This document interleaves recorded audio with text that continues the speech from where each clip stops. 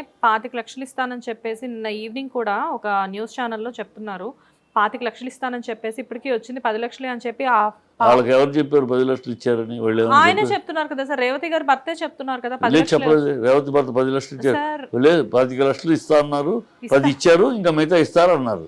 అదే అంటున్నా, అంటే 25 లక్షలు ఇస్తా అన్నారు, 10 లక్షలు ఇచ్చారు, మిగతా అడిగితే త్వరలోనే ఇస్తామని చెప్పారు. తప్పే ఉందమ్మా, 10 లక్షలు ఇప్పుడు ముందు అతను హాస్పిటల్లో ఉన్నాడు, పిల్లడు బతకాలి, సో హాస్పిటల్ అవసరాలకి ముందు ఇచ్చారు.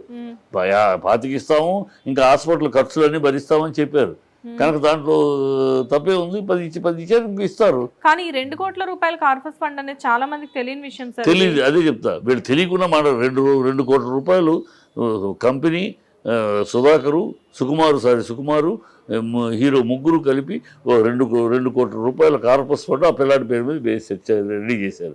ఎందుకు చేశారు? ఆ పిల్లాడికి భవిష్యత్తు, బతికినాక పిల్లాడి భవిష్యత్తుకి ఏం చదవాలో, ఏం చదవాలో, అవిటివాడు అవుతాడో, ఏమవుతాడో, బ్రెయిన్ డెడ్ అయింది అన్నారు, మళ్ళీ ఇప్పుడు కోలుకుంటున్నాడు, భగవంతుడి దగ్గర కోలుకోవాలి పిల్లాడు. అంత కోలుకుంటే వాడికి ఏం చేయాలో, వాడు ఏం చదువుతాడు, ఎంత చదువుతాడు, ఏం చదువుతాడు అన్నీ చూసుకుంటాం, కుటుంబానికి అండగా ఉంటామని చెప్పారు. అదే తల్లి బిడ్డ లేని 2వ బిడ్డ కూడా ఉన్నాడు, కానీ అందరికి చూసుకుంటామని చెప్పారు. ఇంకేం కావాలంటే మానవత్వం లేదని పిచ్చి మాటలు మాట్లాడతారు. తర్వాత పర్మిషన్ ఇవాళ పర్మిషన్ మీద ఇవ్వని డబ్బా కబుర్లు చెప్తారు. పర్మిషన్ ఇవ్వద్దు అని 1వ తారీఖు డిసెంబర్ 1వ తారీఖు మిమ్మల్ని అడిగినప్పుడు మేము మా లాంటలో వచ్చి ఒక అప్లికేషన్ ఇచ్చి వినతి పత్రం వచ్చి, వద్దండి ఇది దందా, ఈ కార్యక్రమాలు ఇవి, బ్లాక్లో టికెట్లు అమ్మటం ఏంటి, దానికి మీరు పర్మిషన్ ఇవ్వటం ఏంటి, వద్దు ఈ మిడ్ నైట్ షోలు ఇవన్నీ మిడ్ నైట్ షో అది చూడకపోతే చచ్చిపోతాం అన్నంత ఉద్రిక్తి ఏర్పడింది, అవి వద్దు, మీరు పర్మిషన్లు ఇవ్వద్దు అంటే ఆ రోజు పెడచెవిని పెట్టి ఇదే ప్రభుత్వం ఇచ్చింది. ఇవ్వలేదంటే వెళ్ళలేదని మేము 2వ తారీఖు కోర్టులో వేసాం, కోర్టులో పెండింగ్లో ఉంది అది. ఈ రోజు ప్రభుత్వం పర్మిషన్ ఇచ్చేసింది. ఇవాళ సొంతపూసల్లాగా అయిపోయినాక పర్మిషన్ ఇచ్చారు, జరగాల్సిన ఘోరం జరిగిపోయింది. ఇవాళ వచ్చి మేము ఇక మీదట మేము పర్మిషన్లు ఇవ్వమని అంటే కోమటిరెడ్డి ఈ మాటలు, కోమటిరెడ్డి మాటలు ఎట్లా ఉంటే ఎంత కోపం వస్తుందంటే, ఇప్పుడు మీ దగ్గర వినతి పత్రం వచ్చినప్పుడు మీరు రెస్పాండ్ ఇవ్వరా, నిర్లక్ష్యం చేస్తారా? ఆ తర్వాత ఇప్పుడేమో పెద్ద కథలు చెప్తారా? ప్లస్ తెలంగాణ అంటాడేంటబ్బా, ఇవాళ industry Telangana cinema, Andhra cinema లేదు, తెలుగు సినిమా అని ఉంది. దాన్ని విడదీసి మాట్లాడతాడు. తెలంగాణ కల్చర్ చూపించిన వాళ్ళకి మేము మీద పర్మిషన్లు ఇస్తాం, తెలంగాణ ఆంధ్ర డివైడ్ ఏంటి అంటే వీళ్ళకి. అందుకని ఈ ప్రభుత్వం యొక్క దుర్మార్గపు ఉద్దేశం, దుర్నీతి ఉద్దేశం, ఇక్కడ ఉన్న సినిమా మీద కాసేపు పగపడుతూ ఒక్కొక్కళ్ళ మీద టార్గెట్ చేస్తే వీళ్ళు ఇసుగొచ్చి పోతారు. ఈ ఆంధ్ర హీరోలు, ఆంధ్ర వాళ్ళందరూ ఆంధ్రకు పోవాలి, అక్కడ చంద్రబాబు రండి అని అంటూ ఉంటే ఎవరు వెళ్ళలేదు, ఇక్కడ సెటిల్ అయిపోయారు, అక్కడ ఇండస్ట్రీ ఇక్కడ ఏర్పడుద్ది, అక్కడ కొత్తగా ఏర్పడుద్ది, ఇక్కడ నుంచి అక్కడికి రావాల్సిన అవసరం లేదు, ఇక్కడ తెలుగు, ఇక్కడ మేము ఇక్కడ నుంచి ఎందుకు రావాలి, తమిళనాడు నుంచి వచ్చామంటే అది వేరే భాష, వేరే స్టేట్ ఇక్కడికి వచ్చాం, ఇక్కడ మన తెలుగు రాష్ట్రమే కదా, ఇక్కడ నుంచి మేము ఎందుకు వెళ్ళాలి, అన్నీ సెటిల్ అయినాక ఎవరు ఏ హీరో కదలట్లేదు. పవన్ కళ్యాణ్ ఇప్పుడు అక్కడ ఉన్నా కూడా, పవన్ కళ్యాణ్ కూడా తన సినిమాలు అక్కడ షూటింగ్ చేసే పరిస్థితిలో లేడు కనుక చంద్రబాబు ఎంత బతిమాలకున్నా ఎవరు రావట్లేదు. సో ఎవరు బతిమాలితే రిక్వెస్ట్ చేస్తే రావట్లేదు కనుక మేము అది ఇస్తాం ఇది ఇస్తామని ఆశ చూపించినా రావట్లేదు కనుక సామధాన భేద బండోపాయాలు అన్నట్టు, సామధాన భేదాలు ఇది ఇస్తాం రండి ఎవరు రావట్లేదు. దండోపాయం ఉపయోగిస్తున్నారు. ఇప్పుడు దండోపాయం ఉపయోగిస్తే వీళ్ళు ఇసుకొచ్చి ఇచ్చి అని పోతారన్నా, లేకపోతే ఇంటి మీద దాడి ఏంటి, ఇంటి మీద దాడి ఎందుకు జరిగింది? అసెంబ్లీలో ఆయన అలా మాట్లాడబట్టి కాలు ఇరిగిందా, చెయ్యి ఇరిగిందా, ఏమైంది? అర్జున్ని ఆర్టిస్టులు కలవడానికి వెళ్ళడానికి నా ఇంట్లో నా కుటుంబం, అర్జున్ నా కుటుంబంలో ఒక సభ్యుడు, వెళ్తే ఏదో అనుకోకుండా జైల్లో కూర్చోవాల్సి వచ్చింది, ఒక సంప్రదింపుకు కలవడానికి వెళ్తారు నా కుటుంబ సభ్యుడు కనుక. మీకేం వచ్చింది నొప్పి? మీ ఎమ్మెల్యేనో ఎంపీకో మీ ఎమ్మెల్యే తాతో మా అమ్మమ్మ అబ్బమ్మో ఎవరో చనిపోయారనుకో, మీరు వెళ్ళరు ఎందుకు వెళ్ళారని అడిగితే ఎట్లా? మేము అంటే వాళ్ళు చెప్పేది ఏంటంటే వెళ్ళారు కరెక్టే, కానీ ఇక్కడికి జైలుకి వెళ్ళొచ్చిన పర్సన్ని పరామర్శించడానికి అయితే ఇంతమంది వచ్చారు, కానీ ఆ బాలుడు అలా హాస్పిటల్లో ఉంటే అతని దగ్గరికి ఎందుకు వెళ్ళలేదు అనేది ఆయన క్వశ్చన్ కదా. అడగడానికి వాళ్ళకి ఏమైనా ఇంగిత జ్ఞానం ఉండాలి. ఎందుకంటే అక్కడ హాస్పిటల్ బన్నీనే వద్దంది, అందుకే లాయర్లు వద్దన్నారు. ఆయన సూపరింటెండెంట్ దండం పెడుతున్నాడు, మీరు ఎవరు రావద్దండి, వస్తే ఇక్కడ పేషెంట్స్, ఒక పేషెంట్ కాదు కదా, మిగతా పేషెంట్స్ ఉన్నారు. ఆ మిగతా పేషెంట్స్ పెద్ద హాస్పిటల్, పేషెంట్స్ అందరూ డిస్టర్బ్ అవుతారు, మీరు ఆర్టిస్టులు వచ్చారంటే మాకు కంగారుగా ఉంటుంది, దయచేసి రావద్దు అని సూపరింటెండెంట్ దండం పెడుతున్నాడు. ఇప్పుడు రాణా వెళ్ళాడు అనుకోమ్మా, సెక్యూరిటీ ఇవ్వగలరా వీళ్ళు? రాణా వెళ్తే సెక్యూరిటీ ఇవ్వగలరా? అదే నాని వచ్చాడు, ఇవ్వగలరా? నేను జగపతి బాబు కనుక ఎందుకంటే ఫామ్లో జగపతి బాబు కూడా ఫామ్లో ఉంటే ధూమ్ లేపిస్తుంది, కానీ ఫామ్లో లేడు కదా. ఫామ్లో లేడు కనుక ఒక లెవెల్లోనే మేనేజ్ చేయగలిగారు. అదే రాణా కానీ నాని కానీ వస్తే ఏమన్నా జనాలను కంట్రోల్ చేయగలరా? కంట్రోల్ చేసే అవకాశం ఉంటుందా? అంటే సార్ ఇప్పుడు జగపతి బాబు అదే వీళ్ళు జగపతి బాబు కనుక చెప్తా ఫినిష్ చేయండి. జగపతి బాబు కనుక కొంచెం కంట్రోల్ చేయగలరు, ఎందుకంటే ఇప్పుడు లైమ్ లైట్లో ఉన్న హీరో కాదు.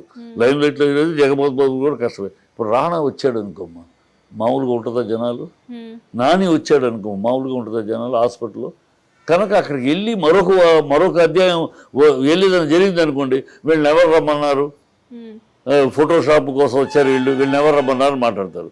జరిగితే జరగకపోతే రాలేదంటున్నారు. ఇప్పుడు ఏం జరుగుతుందో తెలీదు. ఇక్కడే ఈ థియేటర్ దగ్గర జనాలనే కంట్రోల్ చేయాలని హాస్పిటల్ దగ్గర ఓపెన్ హాస్పిటల్లో ఇంకెంతమంది ఎలా కంట్రోల్ చేస్తారంటే గ్యారంటీ ఏది పోలీసు. ఇక ఒక బెటాల్ని బుక్ చేసుకుని వెళ్ళాలి ఆర్టిస్ట్. ఇవన్నీ అయ్యే పనులు కావు, జరిగే పనులు కావు. అది కూడా విచక్షణ లేకుండా వాళ్ళు అక్కడికి వెళ్ళారు ఇక్కడ రాలేదు, ఏం మాటలయ్యి? ఒక ఆలోచించి బుర్రతోటి మాట్లాడాలి కదా. వాళ్ళు వెళ్ళొచ్చా, వెళ్ళగలరా, వెళితే మనం సెక్యూరిటీ ఇవ్వగలమా, ప్రభుత్వం ఇవ్వగలదా వాళ్ళకి? అది అది అందుకని వెళ్ళలేదు వాళ్ళు. ఈ విజ్ఞత లేకుండా వికృతముగా సంస్కారహీనంగా మాట్లాడుతుంది ఈ ప్రభుత్వం. ఈ ప్రభుత్వం అన్ని అబద్ధాలు. పైగా అతను కాలు ఇరిగిందా, చెయ్యి ఇరిగిందా, ఈ ఎటకారం ఏంటి? కాలు ఇరిగిందా, చెయ్యి ఇరిగిందా చూడటానికి వెళ్తున్నారంటారు. ఏం వెటకారం అది? ఏమిటని ఆ భాష ఏంటి సినిమా వాళ్ళ మీద?